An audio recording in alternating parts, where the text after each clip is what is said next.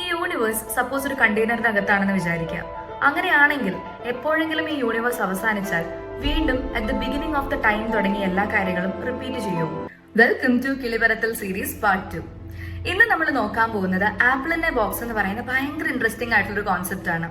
ഈ കോൺസെപ്റ്റ് പറയുന്നത് നമ്മളൊരു എയർ ടൈറ്റ് കണ്ടെയ്നർ എടുത്തിട്ട് അതിനകത്ത് ഒരു ആപ്പിൾ അടച്ചു വെക്കുകയാണെങ്കിൽ ഓരോ ദിവസം കഴിയും തോറും ഈ ആപ്പിള് പയ്യെ പയ്യെ ചെയ്യാനായിട്ട് തുടങ്ങും. അങ്ങനെ റോട്ടായി ഏറ്റവും അവസാനം ഈ ആപ്പിൾ എന്ന് പറയുന്നത് വെറും മാറ്ററും എനർജിയും മാത്രമായിട്ട് മാറും.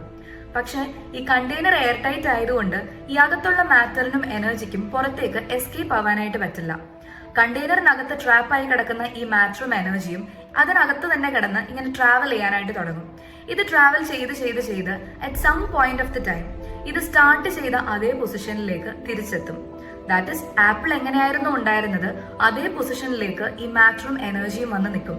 Basically recreating the apple. Confusion ആയല്ലേ? ഞാൻ സിമ്പിൾ ആക്കി പറഞ്ഞു തരാം. ഇമാജിൻ ഒരു ഡെക്ക് ഓഫ് കാർഡ്സ്.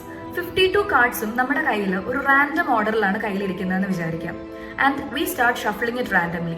നമ്മളിങ്ങനെ ഷഫിൾ ചെയ്ത് ഏറ്റവും ആദ്യം ഏത് ഓർഡറിലായിരുന്നു ഈ കാർഡ്സ് ഇരുന്നത് അതേ ഓർഡറിൽ അറ്റ് സം പോയിന്റ് തിരിച്ചെത്തും. ഇത് നമ്മളിപ്പോ ഈ പറഞ്ഞ രണ്ട് കാര്യങ്ങളും മാത്തമാറ്റിക്കലി പോസിബിൾ ആണ്, പക്ഷെ പ്രാക്ടിക്കലി തീരെ പോസിബിൾ അല്ല. കാരണം ഇതിന് രണ്ടിനും വേണ്ട time frame is very large.